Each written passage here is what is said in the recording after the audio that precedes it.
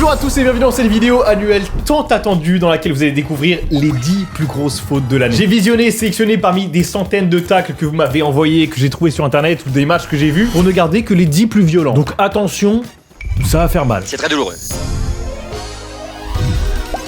Je vous emmène au Honduras pour ce premier carton rouge qui est un pays qui se situe ici et qui est visiblement bien meilleur au bowling qu'au football. Puisque là on a un des joueurs de marathon qui s'apprête à prendre 2 cartons rouges en même temps sur un seul tacle. Et une performance exceptionnelle. Là je pense qu'il était tout simplement pas au courant de quel sport il était en train de jouer. Parce que ça les amis, ça ressemble bien plus à du bowling qu'à du foot. Mais aussi plus à du saut en longueur qu'à du foot. Mais aussi plus à du patinage artistique, à du tennis ou même à des fléchettes. Mais je crois que ce qui m'impressionne le plus là, c'est que ça marche. Le ballon finit dans ses pieds, le contrôle est parfait. Donc franchement ça aurait pu être un beau geste qui allait donner une grosse occasion s'il n'avait pas ôté la vie de 2 personnes. Bon, il était incroyable, il méritait déjà peut-être une place plus élevée dans le classement, mais il date de 2023 en fait, et visiblement j'étais passé à travers ces dernières années, et il fallait quand même que je me rattrape et que je vous le montre.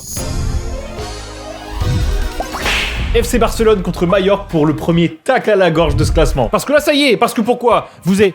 Ouh, attention. Non, je vais bien, je deviens pas fou. Je vous décrivais juste l'action selon Omar da Fonseca. Parce que là, ça y est, qu'est-ce qu'il faut faire? Ouh, attention. Tacle à la gorge classique sur cette faute, hein. Sortie du gardien et l'attaquant qui met le pied très haut pour récupérer la balle. Et après, là, c'est pour le football. Parce que comment tu veux qu'il aille chercher le ballon? Non, là aussi, c'est Omar qui devient fou. C'est pour le football. Parce que comment tu veux qu'il aille chercher le ballon? En gros, pour lui, il n'y a pas faute parce que l'attaquant joue la balle. Parce qu'il lui arrache pas la tête, quoi, en gros. Enfin, après, c'est ce que moi j'ai compris. Parce que vous avez remarqué que c'était pas hyper clair de comprendre une phrase d'Omar da Fonseca. Mais en tout cas, je comprends que pour lui, il n'y a pas carton rouge. Il met la roue. Non. Ah voilà, c'est ça. Je suis d'accord. Attends, quoi? Mais comment ça, t'es d'accord? Ça fait 5 minutes, tu dis qu'il n'y a pas faute, que c'est le jeu, etc. Et là, en une seconde, tu passes de bah non, c'est n'importe quoi. Ah, je suis d'accord. Le mec est fou. Faut vraiment que quelqu'un aille vérifier l'état de santé de ce mec, hein. Non, mais. Encore, je pose la question, hein, pour tous les auditeurs, j'ai zéro, je connais rien, et vous savez, je le fais avec un esprit... quoi? Il a zéro, il connaît rien, mais vous savez, il le fait avec un esprit. Mon rêve, de voir Omar da Fonseca et Gazo dans la même pièce. Tu sais ce que je veux dire ou pas? Je pense qu'il n'y a pas un seul être humain sur Terre qui comprendrait une phrase. Je pense même qu'il serait capable de créer un nouveau langage à eux deux. Même si je suis un kémé, moi, des bases, je sais pas te mentir, je suis un mec, je m'en fous, toi. Allez, prochaine victime. J'aime beaucoup cette faute parce qu'il y a vraiment un esprit d'équipe. Et de vengeance aussi, mais surtout d'équipe. Voilà, ça commence par un coup d'épaule à la limite de la faute du joueur de Dortmund, hein. Et pour venger son partenaire qui est à terre, Louis Solby va aussi lui mettre un coup d'épaule, mais avec les jambes, par contre. Et aussi en prenant 10 mètres d'élan, en sautant les 2 pieds devant et par derrière sur Nmecha. Et à 10 mètres du ballon aussi. Mais sinon, voilà, c'est un petit coup d'épaule, tu vois. Tu mets un coup d'épaule, je te mets un coup d'épaule, voilà. Mais là, ce qui me déçoit un peu, c'est pour ça que ce tacle est 8ème seulement, c'est que derrière Olby, il assume pas du tout, tu vois. Regardez carrément, il s'excuse, comme si c'était pas volontaire. Mais Louis, tu ne trompes personne, ça se voit que tu as fait exprès. On sent qu'il y a un regret après ce geste, celui de ne pas réussir à se contrôler. On sent que vraiment c'était plus fort que lui. Ne pas tuer les gens, c'est si difficile. C'est Rudiger qui va prendre la 7ème place de ce classement pour l'ensemble de son œuvre, hein, face à Arsenal, où il est venu vraiment pour anéantir un maximum d'adversaires dans ce match. Apparemment, il aurait même hésité à manger l'arbitre. Là, je pense qu'il s'est levé ce matin en ayant prémédité son carton rouge, hein. Je vais le démarrer, cet enculé. Parce que là, il a tout simplement broyé le bazar de Louis Kelly. Et je ne parle bien sûr pas de cet endroit dans lequel on vend toutes sortes d'objets, ni de cette map sur Call of Duty, mais bien de son bazouzou. Et en plus, il fait tout ça vraiment avec une haine visible sur son visage, voilà, il le pousse. Bon, enfin, il le balance par terre, quoi. Puis il vient le piétiner, en sachant pertinemment, là, qu'il vient de rayer la dynastie Skelly sur l'ensemble de l'arbre généalogique. Puis il continue son petit bonhomme de chemin, quoi. Sans s'arrêter, sans se soucier de l'état physique de son adversaire. Enfin, un comportement tout à fait classique pour Rudiger, quoi, finalement.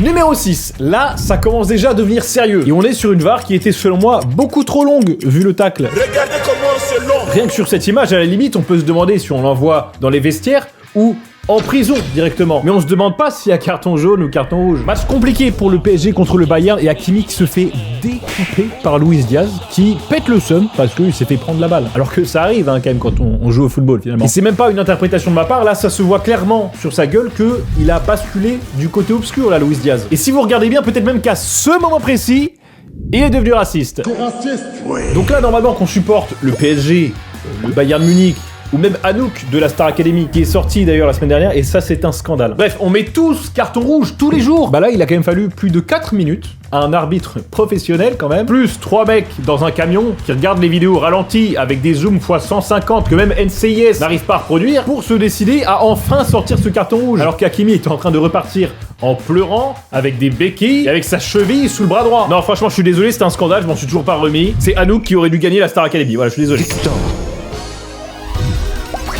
Bon, numéro 5.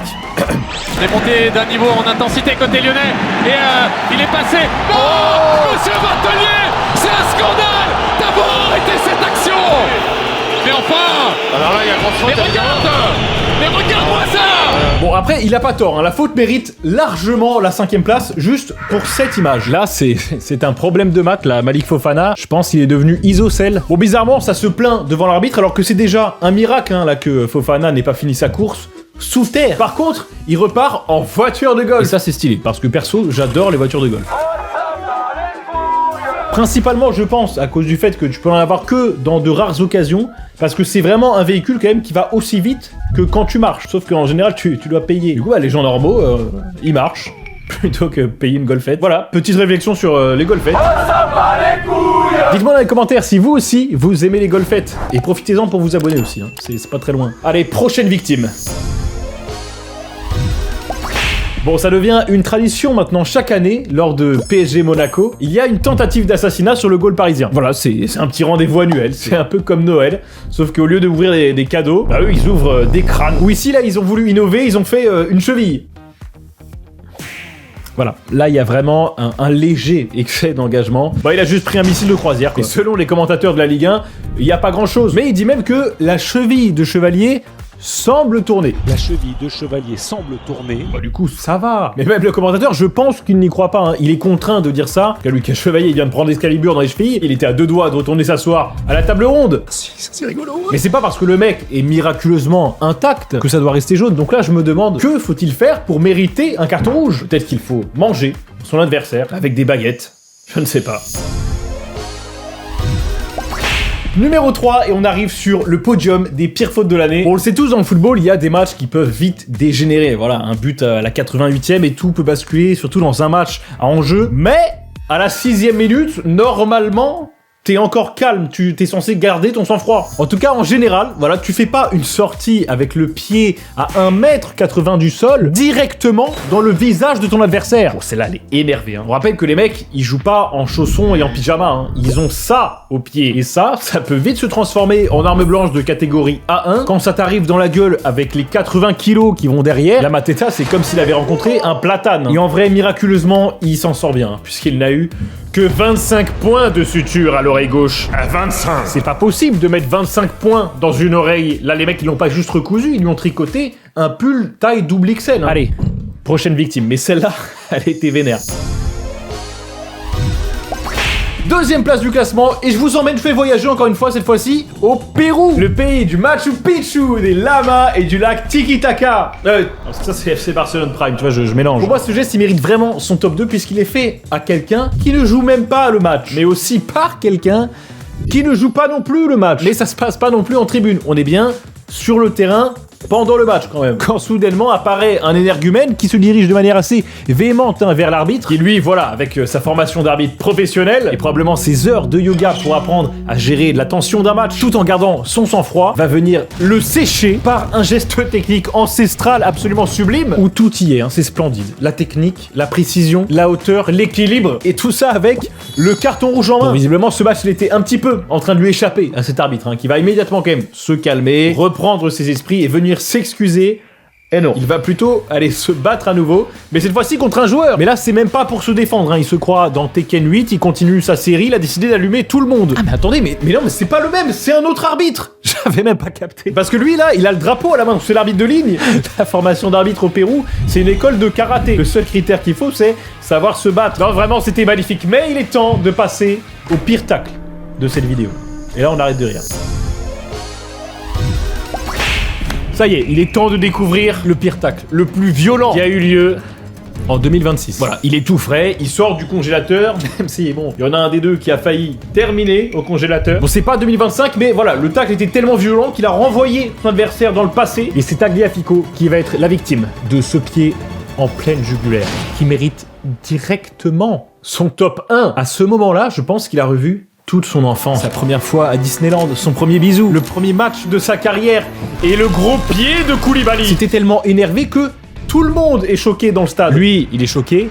Elle, là, elle est choquée. Lui, il est choqué aussi. Le ramasseur de balles est choqué. Lui, il est choqué. Lui, il est... Ah non, lui, il s'en bat les couilles par contre. Dites-moi dans les commentaires, selon vous, quelle faute méritait sa place de numéro 1. Et pour 2026, n'oubliez pas de venir follow mon Insta et mon Twitter pour m'envoyer du coup les petites pépites que vous trouverez tout au long de l'année pour pas que je passe à côté pour une prochaine vidéo. Allez, merci à tous d'avoir regardé cette vidéo et à très bientôt tout le monde. Bye!